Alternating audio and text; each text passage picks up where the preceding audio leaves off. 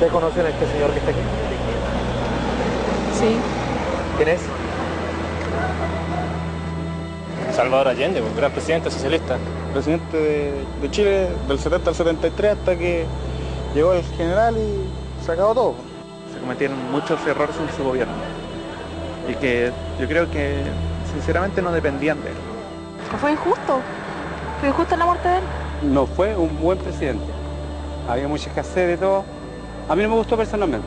En Chile, la mayoría de los chilenos tendríamos que siempre estar pendientes de él, porque siempre él hizo para el pueblo chileno lo que nunca la derecha quiso entender.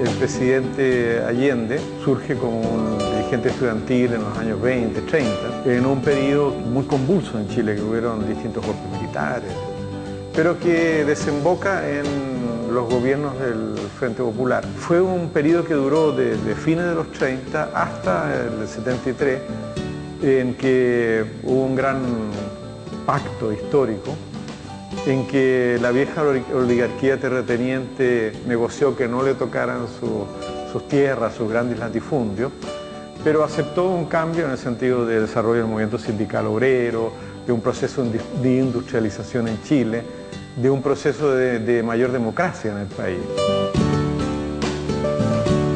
En ese tiempo, estoy hablando de mi niñez, años 40, 50, en Chile solamente habían partidos políticos que planteaban posibilidades de cambio, como el Partido Comunista, que estaba siendo muy perseguido, estuvo un tiempo considerable en la ilegalidad.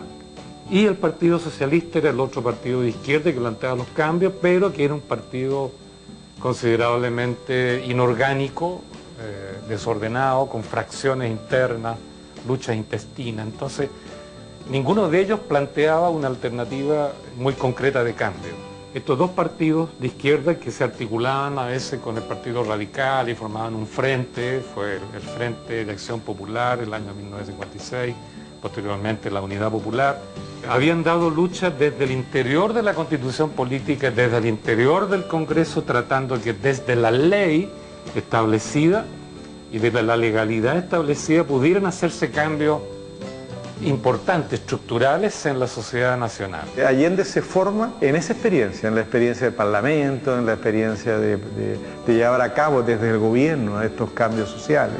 Eran dirigentes que tenían una fuerte convicción en la importancia de la institucionalidad. Pero habían fracasado. La percepción nuestra es que habían fracasado. No lo habían logrado y nunca habían alcanzado la presidencia. Allende ya se había presentado en 1952 y perdió, el 58 perdió, el 64 perdió. Entonces ya muchos jóvenes de esa etapa, como digo, pensamos que había que buscar otro camino, no parlamentario, no legal, con ejercicio de poder popular y aún también posiblemente con las armas. Nosotros nos formamos en la política en los años 60. Se había producido la Revolución Cubana en América Latina, la lucha guerrillera se extendía por el continente y no teníamos la misma confianza en la democracia existente, institucional, existente en ese momento. Creíamos que era necesaria una democracia directa, participativa, creíamos que había que constituir un nuevo poder y ese poder tenía que ser un poder popular. Entonces, en eso teníamos diferencias con Allende, ¿no? O sea, aquí hay dos posturas, digamos, dos estrategias para alcanzar el poder y poner ese poder al servicio de las mayorías nacionales. Uno, la Revolución Cubana, el 1 de enero de 1959, hecha a la dictadura de Batista a través de una vía armada. Y en el caso nuestro, de acuerdo a nuestra idiosincrasia, a nuestra tradición política, elegimos un camino que se denominó la vía pacífica, pero que tampoco era tan pacífica, porque existía evidentemente un avance multitudinario de personas, de hombres, de mujeres, de jóvenes, pero participando en otro sentido, en el sentido positivo, del trabajo voluntario, de entregar sus horas a esta revolución que habíamos conquistado en 1970 con Salvador Allende. Que se vayan a sus casas con la alegría sana de la limpia victoria alcanzada, y que esta noche, cuando acaricien sus hijos, cuando busquen el descanso, piensen en el mañana duro que tendremos por delante, cuando tengamos que poner más pasión y más cariño para hacer cada vez más grande a Chile y cada vez más justa la vida en nuestra patria.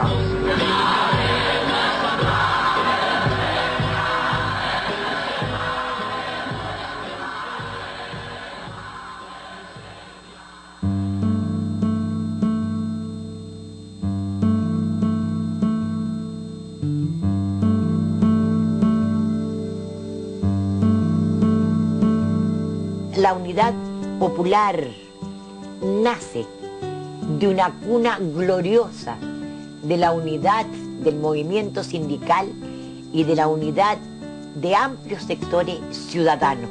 Y entonces Allende representa las fuerzas populares de la izquierda y se agregan en 1970, y esto es muy importante en la unidad popular, el concurso, la adhesión de sectores que se desprendieron de la democracia cristiana, de sectores cristianos, y se incorporaron a través del MAPU y de la izquierda cristiana a esta vasta campaña que llevó a la victoria al gobierno de Salvador Allende. Y yo creo que si algo que caracterizó además el periodo de la Unidad Popular fue esa pasión que despertó en nuestro pueblo, ese sentirse protagonista, el ser parte de esa historia, el sentirse convocado a ese profundo cambio, esa unidad de la izquierda que él logró conformar con Partido Socialista, Comunista y otras fuerzas. Era una coalición de más de 6 partidos que apoyaban entonces esta característica, y lo que él hacía era radicalizar cambios profundos que eran necesarios, porque hasta ese momento se había vivido sociedades que eran democrática en el sentido político, de tener libertad, de tener parlamento, en fin, pero tremendamente, en alguna medida, tremendamente excluyente para la gran mayoría. Bueno, y se constituye la Unidad Popular con un programa de una envergadura que interpreta una exigencia a veces soterrada, otras veces a viva voz, de que Chile necesitaba cambios de fondo. Era una suma de esperanzas, de expectativas de distintos sectores sociales y también de distintos sectores políticos, que en general aspiraban a un cambio democrático, un cambio revolucionario, de mayor igualdad social, de mayor solidaridad en nuestra sociedad. Es la posibilidad de generar una conciencia sumamente importante en nuestro país de que era posible el sueño de Salvador Allende, como él decía, que era generar una sociedad socialista, pero como él también decía, acorde a nuestras tradiciones, a nuestra institucionalidad, o dicho de otra manera, como él dijo, un socialismo en democracia, pluralismo y libertad. Claro, como en todas coaliciones de gobierno y como en todo proceso revolucionario, existen puntos de vista diferente. La sabiduría del gobernante, la inteligencia de las coaliciones que conforman el soporte político del gobierno tienen que empujar hacia la convergencia.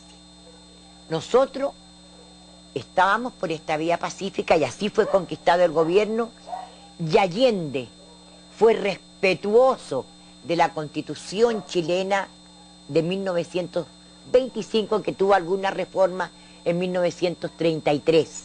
Cuando gana la elección, Allende en 1970 fue para nosotros una gran sorpresa, ¿no? Una gran sorpresa.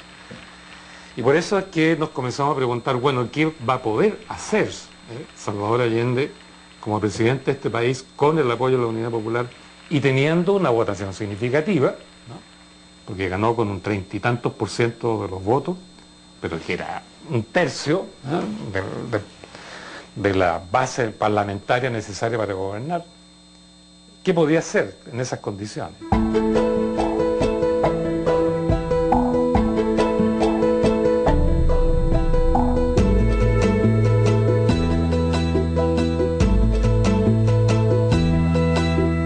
La Unidad Popular, expresada fundamentalmente en el liderazgo del presidente Allende, accede al gobierno con un programa que se llamó de las 40 medidas. Y estas medidas yo creo que reflejaban lo que era la aspiración de amplios sectores de nuestra sociedad, sectores medios, sectores populares, campesinos, trabajadores. La base sustantiva de este programa que interpreta estos sectores amplios de la izquierda chilena y más allá de la izquierda chilena, plantea en primer lugar la nacionalización de nuestras riquezas fundamentales, el cobre, el salitre, el hierro y el carbón. Y ahí demuestra un presidente visionario que entendía que nuestras riquezas naturales, como decía él, tenía que estar al servicio del pueblo, tenía que estar al servicio de las mayorías, tenía que estar al servicio de los que tenían menos, tenía que servir para el conjunto del país y no como hasta ese momento había sido unas grandes empresas transnacionales propietarias que explotaban el cobre, recurso por cierto no renovable, y que se llevaban las ganancias hacia afuera y lo que quedaba en Chile era bastante poco. El 2 de diciembre, recién asumido el poder, Salvador Allende firma un acta con la Central Única de Trabajadores, un acta que tiene toda la solemnidad, toda esta participación real de los trabajadores en nuestro país, el aumento de salario, en poner en movimiento la capacidad productiva de la pequeña y mediana empresa, en nacionalizar los monopolios textiles, la banca privada, 17 bancos, el comercio exterior, en condiciones también desfavorables. La batalla de la producción. Lo que nosotros llamábamos la batalla de la producción. Allende plantea en ese programa la expropiación de las 80 hectáreas, hasta las 80 hectáreas de terreno, para hacer producir la tierra. Entonces Allende te decía que el cobre era el sueldo de Chile y la reforma agraria era el pan de Chile. Eran cambios muy radicales que era ya comenzar a construir las bases para una sociedad socialista. Yo pienso sí que hubieron confrontaciones. Algunos sectores planteaban el poder popular, la creación de un poder popular al margen del gobierno.